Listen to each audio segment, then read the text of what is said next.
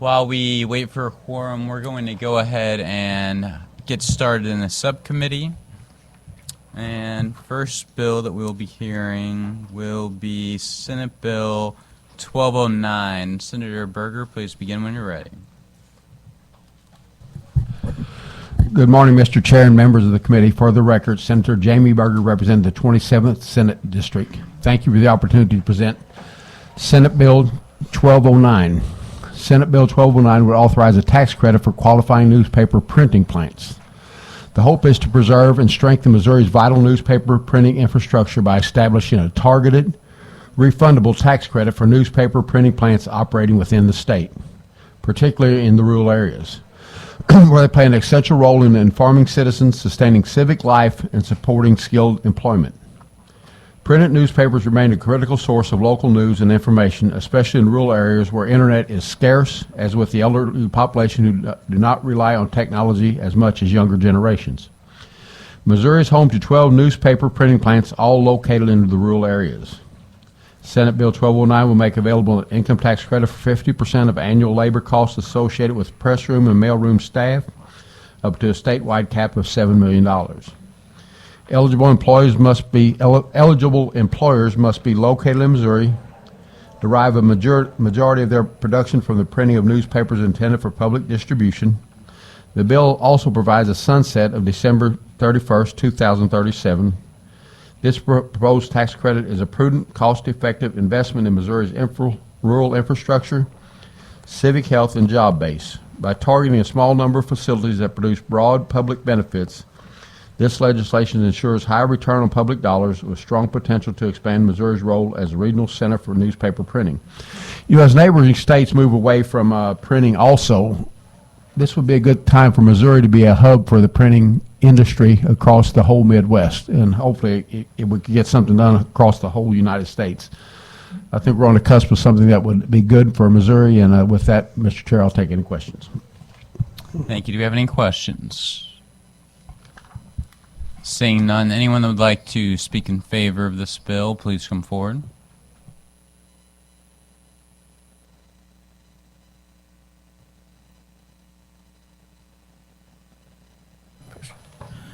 Good morning.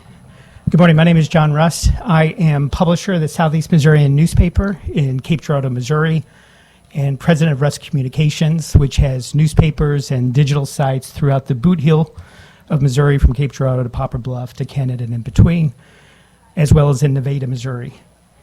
And I've been asked to talk a little bit about SB 1209, put forth by Senator Jamie Berger, who did an outstanding job of going through the issues, and its companion legislation, HB 2527, put forth by Representative John Voss. The Missouri Press, who is with us today, is strongly in support of these bills.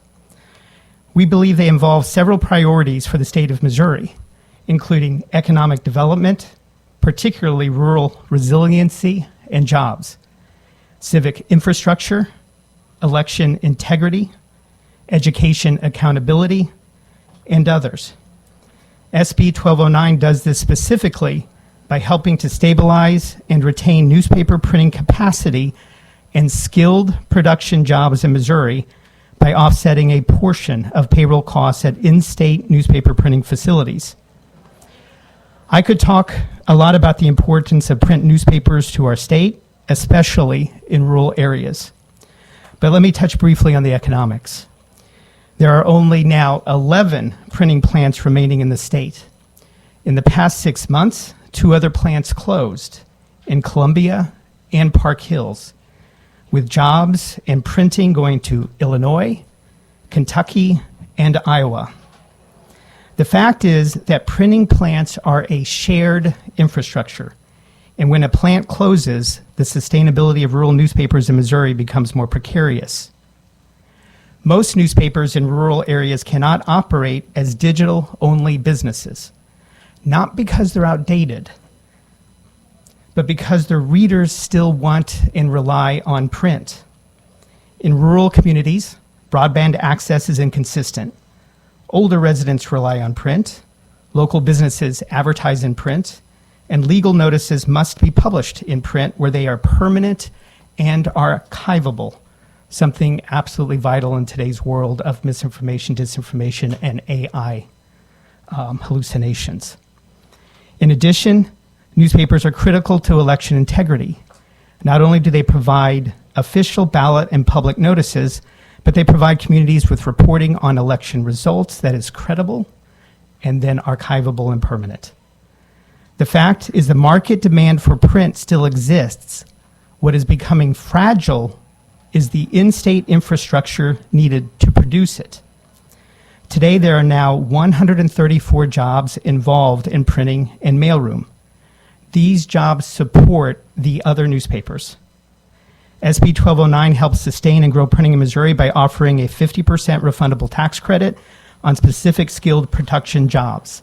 It is capped and sunsetted with a projected cost of roughly $2.5 million. I want to underline, it's a cost of $2.5 million. But that $2.5 million has a broad impact. I understand, and we all understand, this is an extraordinarily tight budget year. But this is one of those moments where a relatively small, time-limited investment prevents permanent structural loss. Once printing leaves Missouri, it will not come back. I thank you very much for your attention. Thank you for that testimony. Do you have any questions to the witness? Senator Lewis? I just wanted to good morning. How Good are morning. you? Thank you. Good. I'm just kind of looking at this. I haven't spent as much time as I normally do to prepare because it's been crazy. But is this for just rural or is it for urban as well? It's for all. Oh, okay. It's for where it just is disproportionately that the printing plants are located in rural areas now. Okay. St. Louis, you moved their printing originally to, recently it was in Peoria, Illinois. I have heard good word that it might be coming back to Washington, Missouri, so that could be a good thing for the state. Okay. Great. Thanks. Thanks. Any further questions? Seeing none, next up they would like to testify in favor.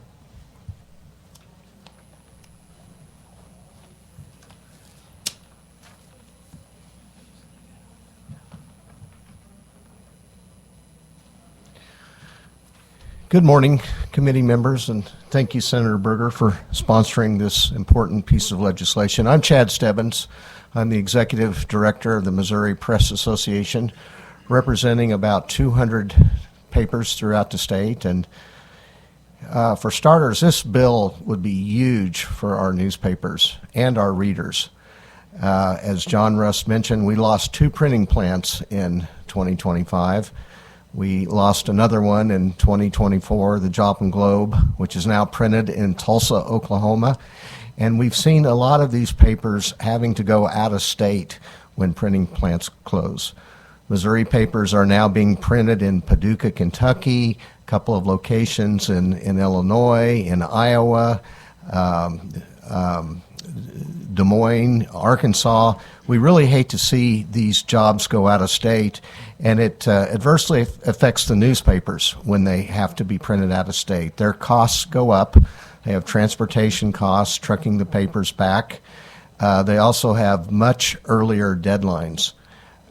Sometimes it's difficult to get breaking news in the paper when your deadline has already passed.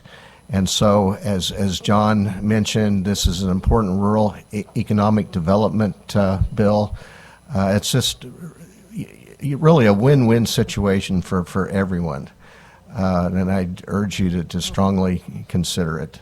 I'd be happy to take any questions. Thank you. Do you have any questions for the witness? Seeing none, next up in favor.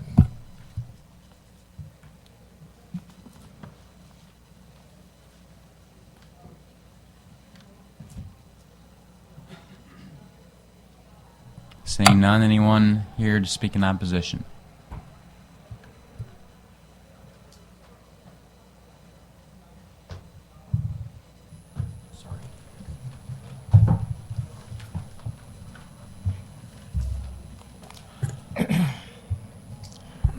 Good morning, Mr. Chairman, members of the committee. My name is Arnie C. A.C. Dienoff, State Public Advocate.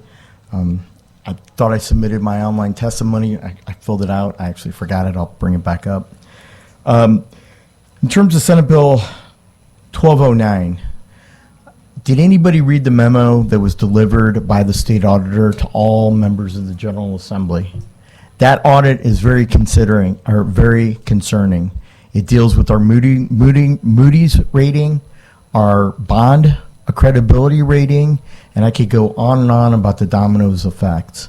The state auditor recommends that we cut in this next fiscal year that's currently before the House yesterday and today. We need to cut $1 billion. We need to cut $1 billion in fiscal year 2028. Now, if you take 163 members of the House of Representatives, and I believe we have 32 members of the Senate, no, 34 total, but there's going to be another vacancy. Isn't there one vacancy? Is there a vacancy? There will be a vacancy, I believe, in coming weeks, possibly. But if you add up all of the tax credits, all of the tax abatement, all of the economic development incentives and packages, it is going to cost our state over $5 billion in additional spending when we need to cut $2 billion from our state budget. You know, I love reading the newspaper. I want to make sure that the newspaper is kept here for decades and generations to come. I like reading about local news stories, editorials, and political coverage, as we're all political junkies. But guess what, folks, senators? We just cannot afford another tax credit of $7 million. And not only can we not afford this tax credit, these tax credits are sold as a commodity. They're abused and misused statewide. We are ranked in the top 3 of the most state tax credit, state tax abatement states in the United States of giving away freebies and corporate welfare to companies that should be paying for their own infrastructure and their own plants on their own accord. Is it the objective and the responsibility of state government to help out every business, every capitalism that's making a profit? Is it our obligation to help every need in the state?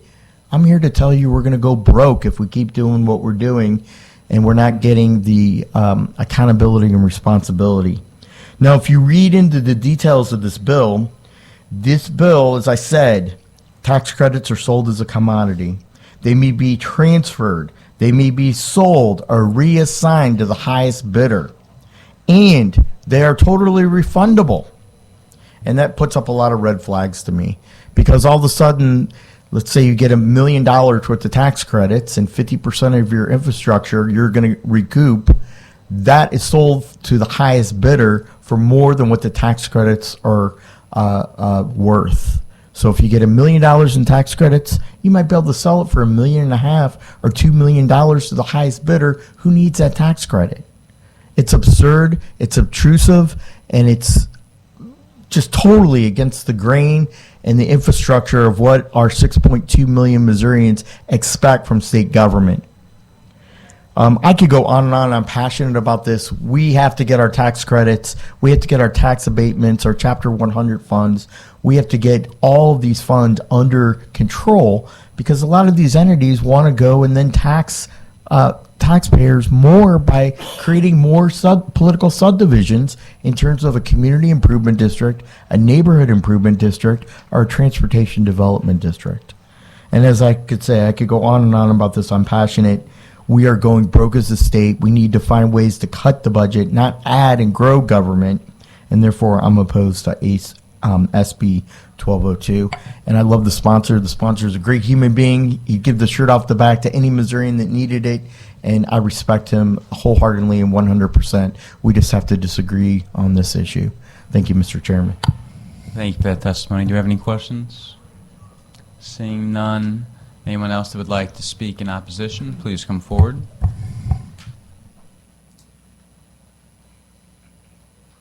Anyone for informational purposes only? Seeing none. Senator, would you like to make any closing remarks? Thank you for allowing me to present, Mr. Chair and committee. Thank you. Of course. That concludes the hearing for Senate Bill 1209. Next bill we will be hearing will be House Committee substitute for House Joint Resolution 169. Representative Murphy, please begin whenever you're ready.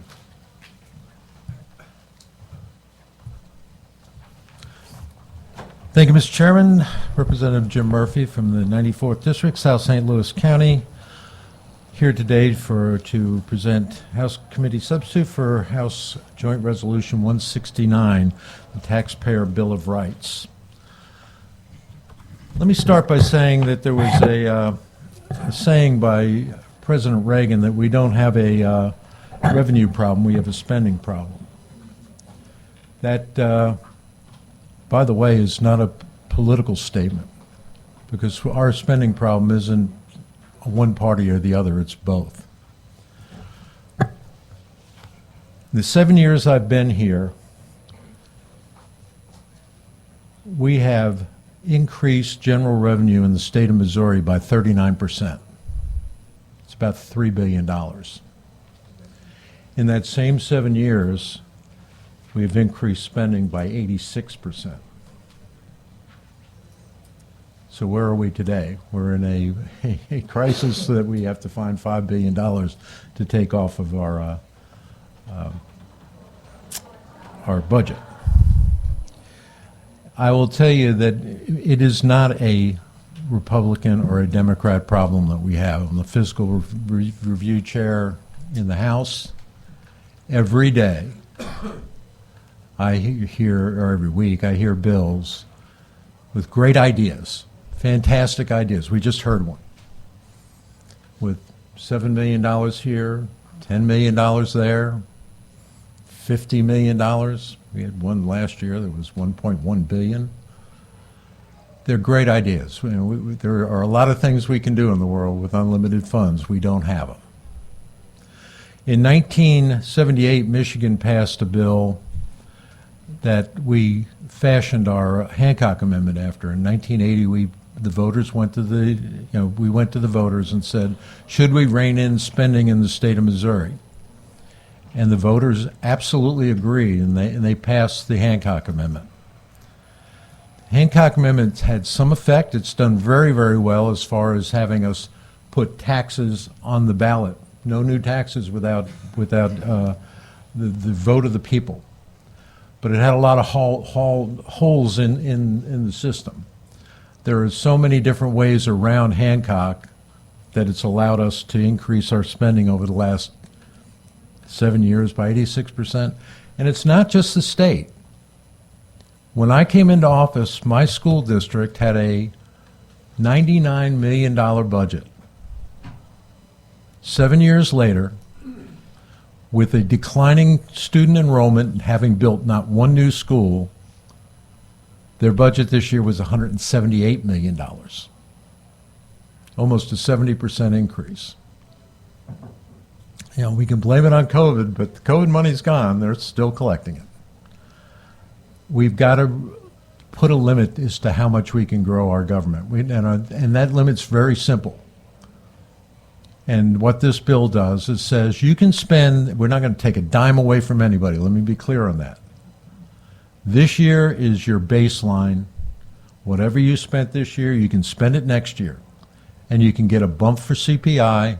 And if you grow your population 1%, you get an extra 1%. That's it. Schools are a little different. Schools, we go by student population rather than population of the area. So if they grow a bunch of students, then they can add a bump on that too. But what happens is once you limit spending, once you say this is all you can spend, you can go to the voter and get more. We're not changing anything there. So they can increase the amount of spending, but they have to go to the voter to get a tax increase. But if they collect more money than they're allowed to, which is their baseline, they have to give it back. It goes back to the voter, or the citizens of the taxpayers of the district.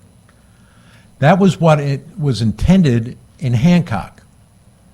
Hancock actually has a provision that says that if we collect more than we need, we have to give it back. But the formula was such that it's grown so high that we'll never hit that limit. What this does is sets the limit to what is something reasonable, which is inflation, population growth, and our whole idea is to grow this economy. If we don't grow, we're going to be at very serious problems. You know, when you look at population moving out of the state, you know, anybody that moves from here to Tennessee, at some point we're going to lose another congressional seat. When we lose congressional seats, we lose money. Believe me, the number of seats you have really does play a big role in what the federal government gives to your state. So we have got to do something to, one, rein in this government and make sure that we're protecting the taxpayers' money. And with that, I'll be glad to take any questions. Thank you for that testimony. Do we have any questions for the witness? Senator Gregory. Representative, I just want to make sure I'm understanding this clearly. Yeah. So you mean to be telling me that the people know how to spend their money better than we do? You know, there's a rumor. It's a novel concept. There's a It's a rumor that novel might concept. be the case. I just have to start thinking about things like that. Yeah. Thank you so much for what you're doing. You're welcome. Any further questions? Seeing none. Anyone that would like to testify in favor of this bill, please come forward.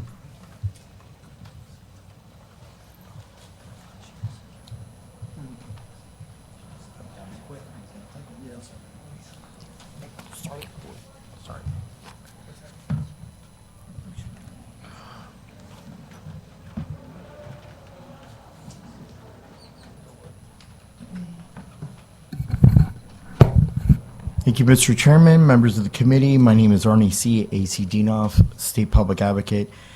And it seems like the bill sponsor talked about a lot of my points that I brought up in the previous public hearing on tax credits. HJR169 is a must for Missourians, and we need to get it done this year over the finish line and onto the governor's desk. We need to hold all of government responsible. And we need to especially hold local government agencies responsible and accountable. Missouri is either the second or the third largest political subdivision taxing district's creation in the entire United States.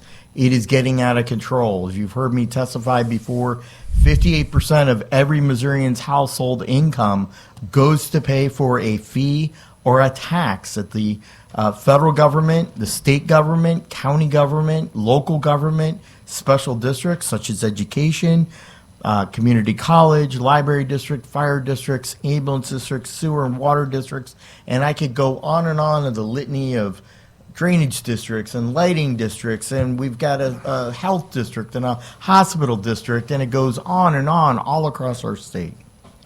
And so basically it comes down to Missourians are working for the government isn't working for Missourians. Missourians don't start paying themselves until after August 1st of each and every year. Government, especially state government and local government, need to learn to live like every Missouri family lives, which has a monthly balanced budget, because guess what? Missouri families can't go into debt. You can go into debt, but guess what? It's going to catch up with you eventually. This bill has a lot of caveats in it, and the caveat that I like is upfront and fair notice to taxpayers. And I think that needs to be done before any increases. The talk about disclosure, there's a lot of, when it comes to local governments, they want to hide a lot of issues about tax abatement, tax increment financing, all kinds of creative issues such as tax credits, industrial revenue bonds, and I could go on and on. They hold closed session meetings. And guess what? When you ask questions of local government, they don't want to divulge that information, and they actually are breaking and violating Chapter 610 or Open Meetings Act of the state statutes. And I think it needs to be upfront and direct with the public. I could tell you project after project where there's little to no return on investment, little employees, such as the Aldi warehouse plant in O'Fallon, Missouri. They came and they want a tax abatement from the city of O'Fallon. It's going to last 27 years, and they're asking for $100 million industrial revenue bonds at low interest rates. And guess how many employees they're going to employ? 38 over the next 10 years. And I ask you, senators, how many hamburgers can you buy over 27 years to pay back $100 million of industrial revenue bonds and 27 years of, I believe it's 50 to 75% tax abatement on property where they already have a warehouse at the same facility and they're expanding. 38 employees isn't like a MasterCard or no Fallon. They went from 2,700 employees to now today 7,000 employees. That's real investment. That's real economic development. Investing in our communities, buying homes, shopping in our stores, buying gas, and shopping in grocery stores. And so this all needs to come to an end. There needs to be notice and fairness to taxpayers. Taxpayers are sick and tired and fed up of government having their hands out in a greedy fashion, asking for more of our money. There needs to be true accountability and responsibility, holding every elected official throughout our state accountable and responsible. And this bill talks to a litany of amendments that will go before voters in an HJR, and therefore I 100% support this HJR 169. Taxpayers are sick of being taken advantage of, sick and tired of greedy government, and it needs to come to a stop. I'm working hard and tirelessly to get that done. Representative Murphy is a champion for this, and I applaud his efforts. Thank you very much, Mr. Chairman. And by the way, Mr. Chairman, you are too. So you stand up for a lot, fighting tax abatement, gross misconduct, and misuse of industrial revenue funds, tax abatements, and tax credits. And I applaud you for being there to be a champion also. It takes a team effort. We can't do it ourselves. And I think the mission and signing up of additional elected officials is growing on a monthly basis, because we're going to end up like Europe, and we're going to end up paying 75 to 80% of our incomes to government. And when will it stop? Thank you, Mr. Chairman. Thank you for that testimony. Do we have any questions to the witness? Seeing none. Next up in favor.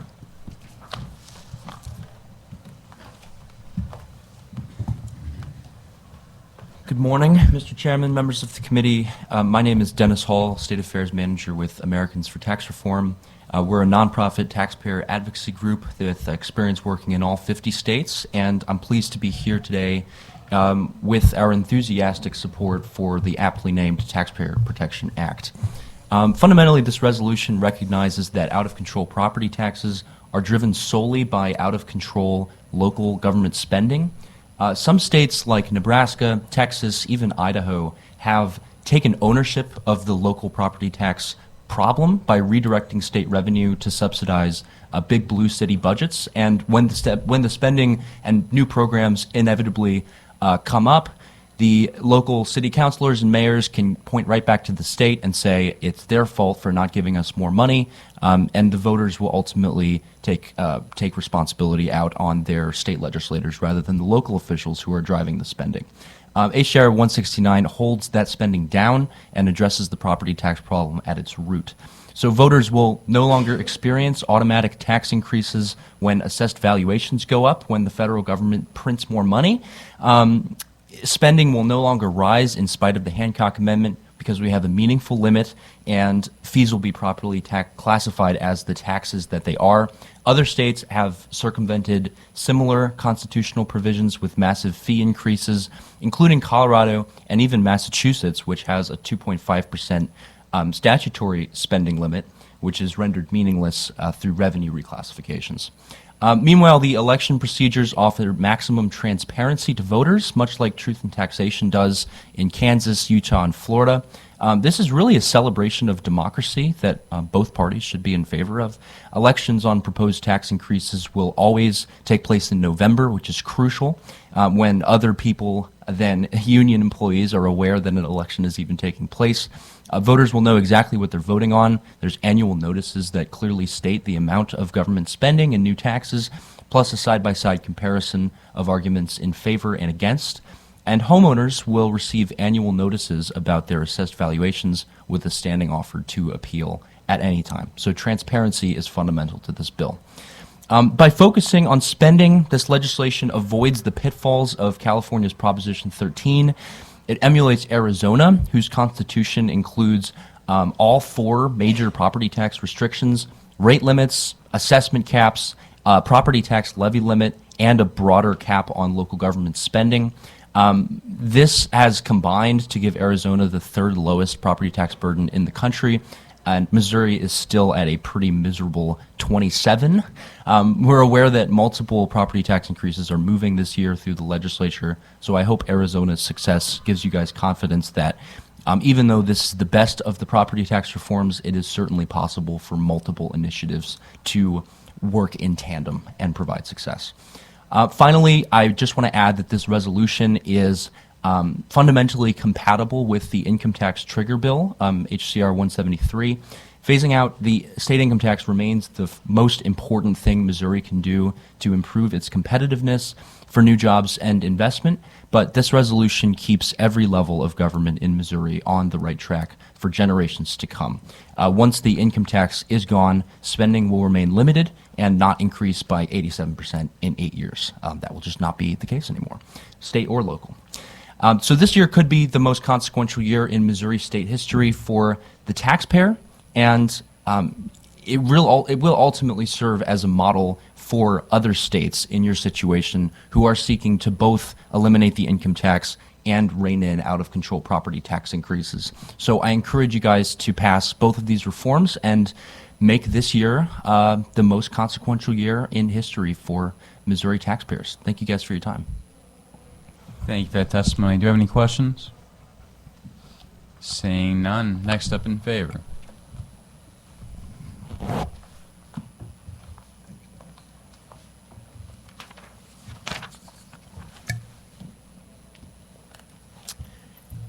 Hello, committee. My name is Dennis Canal. I'm CEO and founder of MoTax Relief Now.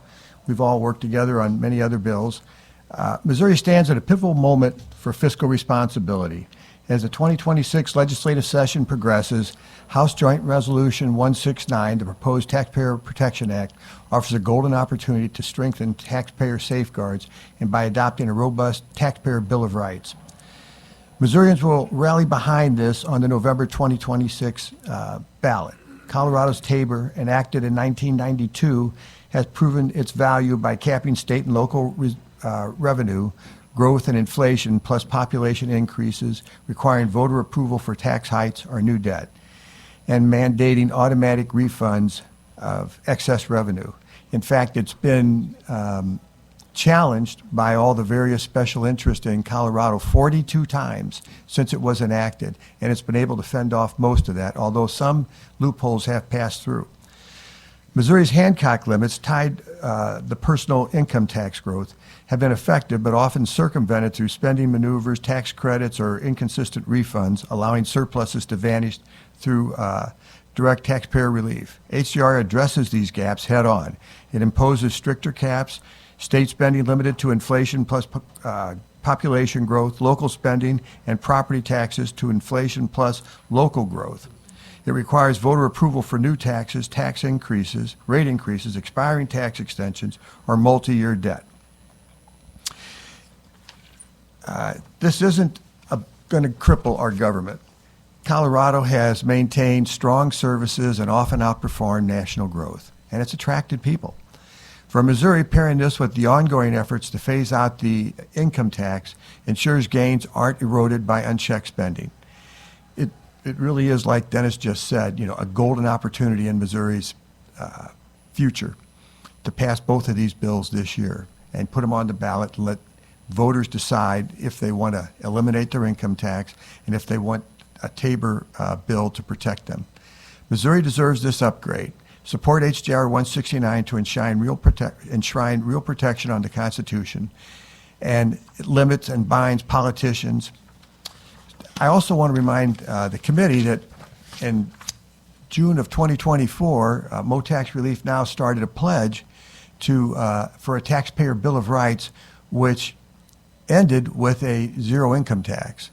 So over 60 legislators signed that pledge. And I'm going to make sure that when I walk around the Capitol, we get all 60 of those people to make sure that they're voting for this. And they're somewhere in the Senate. Thank you very much. Thank you for that testimony. Do you have any questions?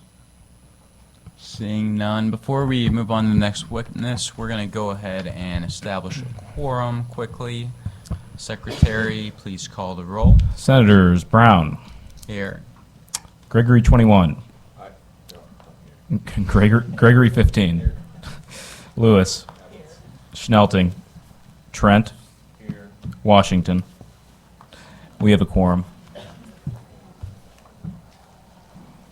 We have established a quorum. We'll now move back to the hearing on HJR169. Next witness in favor, please begin when you're ready. My name is Byron Keelan, president of the Freedom Principle, Missouri, and we are here in strong support of HJR 169. And this amendment really is rooted in simple, powerful idea that when it comes to raising taxes, increasing government spending, or taking on new debt, Missourians deserve a right to have a say at the ballot box. For too long, we've seen citizens, they've watched their government spend and tax increase, sometimes without clear consent or even oversight. And so by requiring voter approval for new or increased taxes, this bill restores true accountability to the system, ensuring major fiscal decisions cannot be made behind closed doors. We've seen a clear model of this, as Dennis has talked about, in Colorado. More than 30 years ago, Colorado voters adopted a taxpayer bill of rights known as TABOR, and it has stood the test of time. Despite frequent opposition, TABOR remains overwhelmingly popular with Coloradoans on both sides of the political spectrum. In fact, the latest public polls in Colorado, a reliably blue state, show that upwards of 70% of residents continue to support these taxpayer protections. And I bring this up because this is should be a bipartisan bill that's supported by both parties. And so, and why is this support so high? It's because people want transparency. They want to guarantee that their hard-earned dollars will not be spent or taxed without their knowledge and approval. So this measure doesn't just safeguard our wallets, it encourages efficiency in government. By tying annual spending increases to inflation and population growth, we protect against unchecked government expansion while still accounting for the needs of a growing state. With strong requirements for transparency, clear ballot language, prior public notice, and enforceable legal remedies, Missourians can trust that they'll never be caught off guard by a surprise tax hike or stealthy increase in government debt. The Taxpayer Protection Act is about trust, responsibility, and putting Missouri back in charge. And we urge you to support this critical step and toward making Missouri government more accountable, transparent, and citizen-driven. Thank you. Thank you for that testimony. Do we have any questions for the witness? Seeing none, next up in favor, begin when you're ready.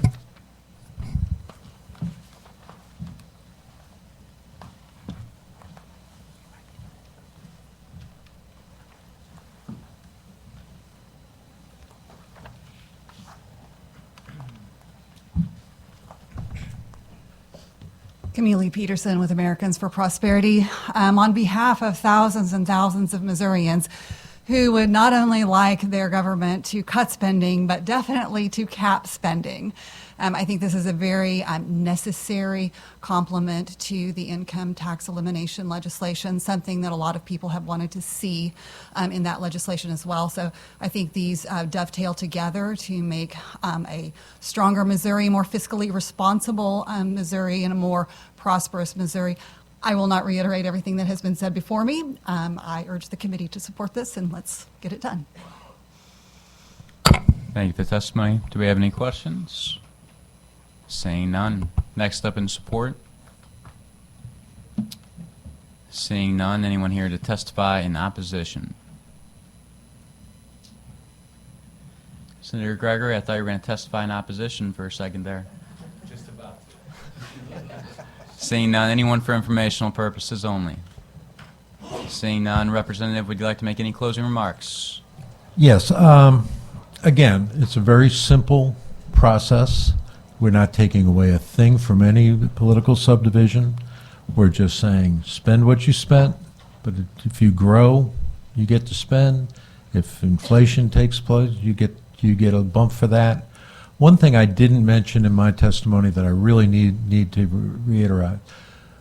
We, as Missourians, are killed every day, not just by income tax or personal property tax, but it's the myriad of what we call ghost taxes. It's the little fee for this and the little fee for that, and the surcharges that government puts on everything. If you get in your car, I mean, the cost to drive your car down the road has about 5 different taxes in it. This includes all of that. This is all sources of income go into that baseline. So that's going to cover all of those little things that kill us on a daily basis. And the one thing I didn't mention is that tax credits. Tax credits are an important economic development. But if you give a tax credit that goes into your base so that you have to know that it's going to give you a return on your investment before you give a tax credit, because you will not be able to spend that money. So that's another good little trigger that was put in that I think is going to be very, very helpful for the state of Missouri. And with that, I close, and I thank you all for hearing this. I think it's maybe, if it's not the most important bill we have this year, it's certainly in the top 2. So thank you. This concludes the hearing for House Committee Substitute for HJR169. Our final bill we will be hearing today will be House Committee Substitute for House Bill 2974. Representative, please begin whenever you're ready. Thank you, Mr. Chair and members of the committee. Melanie Stinnett, State Representative, District 133 in Springfield, presenting House Bill 2974. Last year, we passed language that codified in statute some language regarding our telehealth practice in the state of Missouri. This bill simply puts that into our license reciprocity laws to make sure that there's consistency. We know that in our state, access through telehealth is really important to our rural communities, to our seniors, and other populations. We just want to make sure that that statute's clear and consistent. Happy to take any questions. Well, that was short and sweet. Yep. Any questions? Senator Lewis? Good morning, Representative. Good morning. So you and I have partnered on telehealth for several years. Absolutely. So certainly excited to see this bill. And then I also thought it was very interesting to have a healthcare bill in EcoDevo to just show that it's a workforce issue Absolutely. as well. Yes. So just wanted to make that comment. Thank you. Thank you for being here. Absolutely. Any further questions? Seeing none, first witness to testify in favor. Morning, Mr. Chair, members of the committee. Wes Sutton, Deputy Division Director for your Missouri Division of Professional Registration, going on record in support. This language does indeed codify in our reciprocity statute that if you become licensed in Missouri via reciprocity, you are able to utilize telehealth just like anyone else. This is also part of our application for rural health transformation, so this is something that we wanted to do to make sure we maximized our federal dollars that we receive from the program. So I want to go on record in support, and thank you all for hearing the bill. Thank you for that testimony. Do you have any questions? Seeing none, next you. up in favor.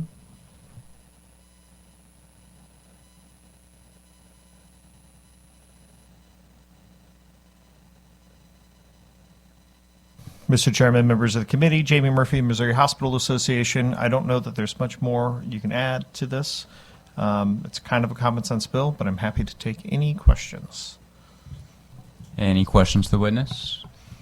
Seeing none, next up in favor.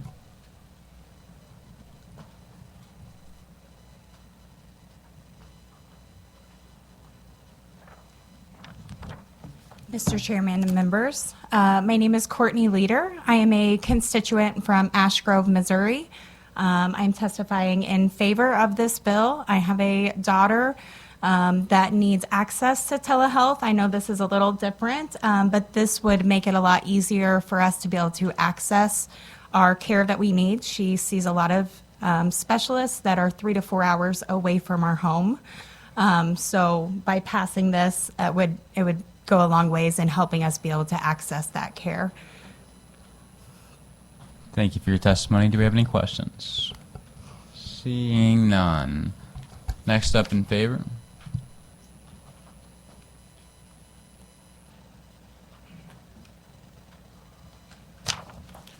Thank you, Mr. Chairman. Sam Panettiere on behalf of United We, a nonpartisan nonprofit think tank in Kansas City that's focused on women's economic and civic advancement.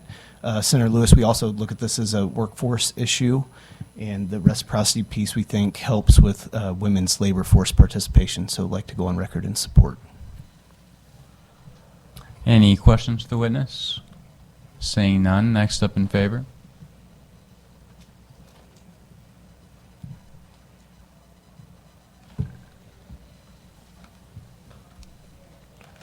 Chair, members of the committee, Matt Thompson here on behalf of Borough Behavioral Health to testify in favor of House Bill 2974. I think pretty much everything has already been said, but we think it's important to maximize the rural health transformation dollars. Thank you for your testimony. Any questions? Seeing none, next up in favor.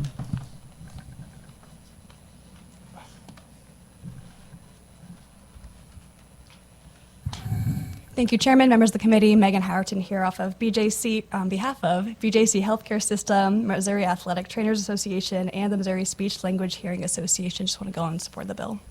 Thank you. Thank you for your testimony. Any questions? Seeing none, next up in favor.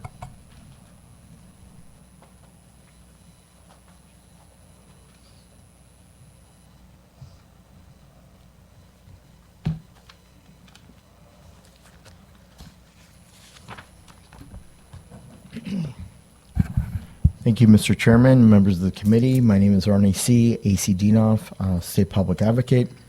As I put on my testimony, I testified this back in January before the, I'm trying to think what it was. It was the House Committee